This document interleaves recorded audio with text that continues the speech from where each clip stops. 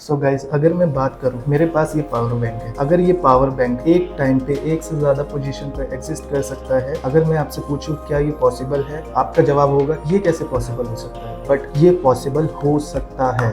यही चीज को एक्सप्लेन किया है एक ऐसी फिजिक्स ने जिसका नाम है क्वांटम फिजिक्स। सो या गाइज, आज के इस वीडियो में हम बात करने वाले हैं, हम डिस्कस करने वाले हैं क्वांटम फिजिक्स के बारे में। अगर आपको साइंस एंड टेक्नोलॉजी से बेस्ड रिलेटेड कुछ चीज़ें देखना पसंद है या इंटरेस्ट है तो आप मेरे इस चैनल को सब्सक्राइब कर सकते हैं और इस वीडियो को भी लाइक कर सकते हैं। सो चलिए स्टार्ट करते हैं और समझते हैं कि क्वांटम फिजिक्स एक्चुअल में क्या होती है।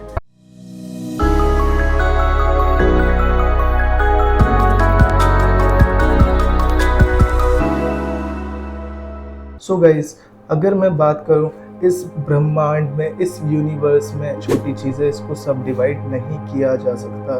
That is called electrons, protons, neutrons, right. अगर हम इस लेवल पर जाकर के स्टडी करें, बात करें और कुछ चीज़ें जानने की कोशिश करें तो हम आ जाते हैं क्वांटम लेवल के अंदर। अगर हमें क्वांटम फिजिक्स समझनी है तो हमें इतने छोटे लेवल पर जाकर के बात करनी पड़ेगी। इस ही बिहेवियर, किस तरह से इलेक्ट्रॉन्स, प्रोटॉन्स और न्यूट्रॉन्स बिहेव करते हैं, उनके एनर्जी लेवल्स क्या है, मैटर से रिलेटेड चीज़ें, एनर्जी से रिलेटेड चीज़ें की स्टडी को इन अ फंडामेंटल लेवल पर अगर हम बात करें तो इस स्टडी को हम बोलते हैं क्वांटम फिजिक्स। अगर मैं बात करूं क्वांटम फिजिक्स की तो किस तरह से इलेक्ट्रॉन्स, प्रोटॉन्स एंड न्यूट्रॉन्स आपस में बिहेव करते हैं, किस तरह से वो रिएक्ट करते हैं, किस तरह से वो अपना एग्जिस्टेंस नेचर में शो करते हैं, इस स्टडी को हम बोलते हैं क्वांटम फिजिक्स। अब इसके कुछ प्रिंसिपल होते हैं। आपको पता है इलेक्ट्रॉन्स दो तरह से बिहेव कर सकता है। किस तरह से? इलेक्ट्रॉन्स पार्टिकल की तरह से भी बिहेव कर सकता है और वेव की तरह से भी बिहेव कर सकता है। ये प्रूव्ड है हमारे क्वांटम फिजिक्स के अंदर, ये प्रूवन है, ये प्रूव कर चुके हैं ये सारी चीजें।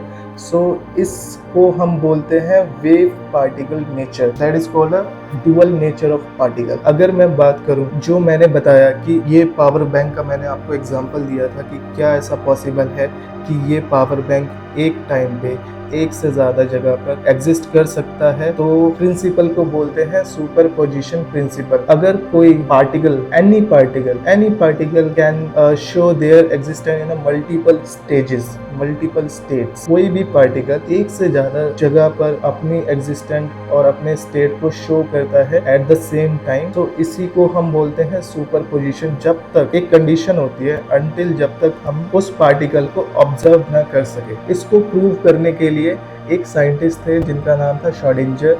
तो श्रोडिंगर ने एक एक्सपेरिमेंट परफॉर्म किया जिसका नाम था श्रोडिंगर कैट एक्सपेरिमेंट। सो इस एक्सपेरिमेंट में क्या था, मैं आपको इस एक्सपेरिमेंट के बारे में कुछ चीजें बताता हूँ। तो श्रोडिंगर ने क्या किया, श्रोडिंगर ने एक एनिमल लिया जो था बिल्ली या कैट को एक बॉक्स के अंदर बंद कर दिया और उस बॉक्स में एक यूटेंसिल में पानी फिल करके उसके अंदर रख दिया, एक बर्तन में पानी फिल करके उसके अंदर रख दिया। उसके अंदर, पानी के अंदर उसने कुछ पॉइजन मिला दिया ताकि और वो समझना चाहता था कि बिल्ली का उसके अंदर, उन्होंने ये ऑब्जर्व किया कि वो बिल्ली जो उस बॉक्स के अंदर है उसकी दो स्टेट पॉसिबल हो सकती है, या तो वो बिल्ली मर चुकी है या तो वो बिल्ली जिंदा है। इसका मतलब एट द सेम टाइम उस बिल्ली की दो स्टेट एग्जिस्ट हो सकती है। That is called Schrodinger cat experiment. तब तक ये पॉसिबल हो सकता है जब तक हम उसे ऑब्जर्व ना कर सके, जब तक हम उस बॉक्स हटा करके हमें ऑब्जर्व ना कर सके, तब तक हमें नहीं पता चलेगा कि वो बिल्ली या तो जिंदा है या मर गई है। उसकी दो पॉसिबल स्टेट हो सकती हैं, या तो वो जिंदा हो सकती है या तो वो मर चुकी होती है। तो श्रोडिंगर ने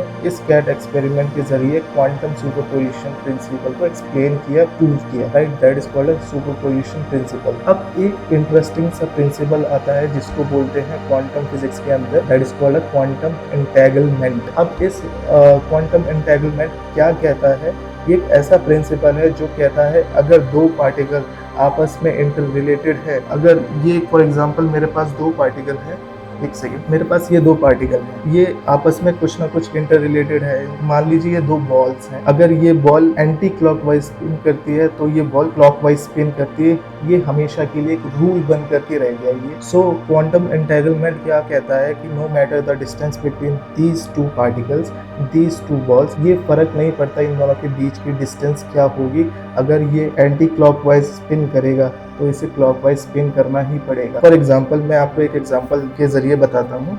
अगर इस बॉल को मैं यूनिवर्स के किसी एक कॉर्नर पे रख देता हूँ और इस बॉल को यूनिवर्स के एक इसके ऑपोजिट दूसरे कॉर्नर पे रख देता हूँ, तो अगर इसको एंटी क्लॉकवाइज स्पिन करना है तो ये क्लॉकवाइज स्पिन ही करेगी। सो इन दोनों के बीच में जो कम्युनिकेशन होता है, आपको पता है कि सबसे ज़्यादा फास्ट इस यूनिवर्स में क्या ट्रैवल करता है? यस, सबसे ज़्यादा फास्ट ट्रैवल करता है लाइट। और लाइट एंड इंफॉर्मेशन, अगर किसी इंफॉर्मेशन को एक जगह से दूसरी जगह हम ट्रांसमिट करना चाहते हैं तो उसके किसके ज़रिए हम ट्रांसमिट कर सकते हैं? यस, इलेक्ट्रोमैग्नेटिक वेव्स के ज़रिए हम एक जगह से दूसरी जगह को इंफॉर्मेशन ट्रांसमिट कर सकते हैं। वो इंफॉर्मेशन भी at the speed of light की स्पीड से ही ट्रैवल करेगी। लाइट की स्पीड से ज़्यादा इस यूनिवर्स में कुछ भी ट्रैवल नहीं करता है, लेकिन यूनिवर्स के एक कॉर्नर से दूसरे कॉर्नर तक की जो डिस्टेंस होती है वो कई बिलियन लाइट ईयर तक होती है। तो एट द सेम टाइम को किस तरह से ये इंफॉर्मेशन इस बॉल को दे सकता है ताकि ये एंटी क्लॉकवाइज स्पिन करेगा तो ये क्लॉकवाइज स्पिन करना चाहिए। ये किस तरह से इंफॉर्मेशन को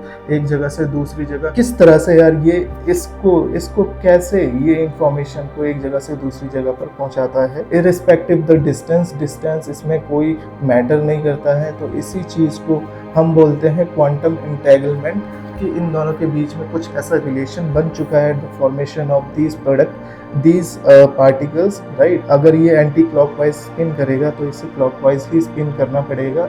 डिस्टेंस मैटर नहीं करता है, स्पीड मैटर नहीं करती है, और ये चीज हमारी प्रूवन हो चुकी है क्वांटम एंटेंगलमेंट क्वांटम फिजिक्स के अंदर, राइट। यस, तो इसको प्रूव किया था 3 साइंटिस्ट ने 2022 के अंदर। इन तीनों साइंटिस्ट को नोबेल प्राइज भी मिला था, और उन 3 साइंटिस्ट का जो नाम Alain Aspect, John F Clauser and Anton Zeilinger, ये 3 साइंटिस्ट थे जिनको 2022 में क्वांटम एंटेंगलमेंट को एक्सपेरिमेंटली प्रूव करने के लिए उनको नोबेल प्राइज से भी पुरस्कारित किया गया था 2022 के अंदर। अब एक क्वांटम फिजिक्स के अंदर एक इंटरेस्टिंग प्रिंसिपल को हम जानने की कोशिश करते हैं, जिसका नाम है uncertainty principle, that is given by the Werner Heisenberg. So ये हाइजेनबर्ग क्या कहते हैं? हाइजेनबर्ग ये कहते हैं कि हम किसी सब एटॉमिक पार्टिकल की पोजीशन और उसका मोमेंटम एक साथ कंसीडर नहीं कर सकते हैं। अगर हम ऑब्जर्व करने लगे तो या तो हम उसके पोजीशन को ऑब्जर्व कर सकते हैं, मोमेंटम को हम उस टाइम पर ऑब्जर्व नहीं कर सकते, या उसके मोमेंटम को ऑब्जर्व कर सकते हैं, उस टाइम तक उसकी पोजीशन को ऑब्जर्व नहीं कर सकते। मेरे कहने का मतलब ये है, अगर मैं ये पार्टिकल कंसीडर करता हूँ और ये एक मूविंग पार्टिकल है, ये रोटेट कर रहा है या कुछ अपना मूवमेंट परफॉर्म कर रहा है, तो वन टाइम में इसकी या तो पोजीशन को ऑब्जर्व कर सकते हैं और या तो इसके मोमेंटम को, ये किस डायरेक्शन में मूव कर रहा है, क्या इसकी वेलोसिटी है या इसका मोमेंटम क्या है, momentum that is equal to the mass into velocity. So इसके मोमेंटम को हम इसको ऑब्जर्व कर सकते हैं। एट द सेम टाइम इन दोनों को ऑब्जर्व करना that is impossible, that is given by the Werner Heisenberg, and इस प्रिंसिपल को बोलते हैं हाइजेनबर्ग प्रिंसिपल। सो ये कुछ प्रिंसिपल्स, ये कुछ रूल्स एंड क्वांटम फिजिक्स के बारे में आज हमने इस वीडियो में देखा और इस वीडियो में जानने की कोशिश करी। अगर आपको ये वीडियो अच्छा लगे तो प्लीज़ लाइक दिस वीडियो, और अगर आप चाहते हैं कि मैं इस क्वांटम फिजिक्स का कुछ एप्लीकेशन भी इस आने वाली वीडियो में बताऊं तो प्लीज़ डू कमेंट, इस वीडियो में प्लीज़ कमेंट करना। तो मैं आने वाली वीडियो में इसके जो एग्जांपल्स हैं, इसके जो एप्लीकेशंस हैं, जो एग्जिस्टिंग एप्लीकेशन, आपको पता है गूगल ने एक ऐसी चिप इन्वेंट करी है that is called willow chip, उसका नाम है विलो चिप, ठीक है।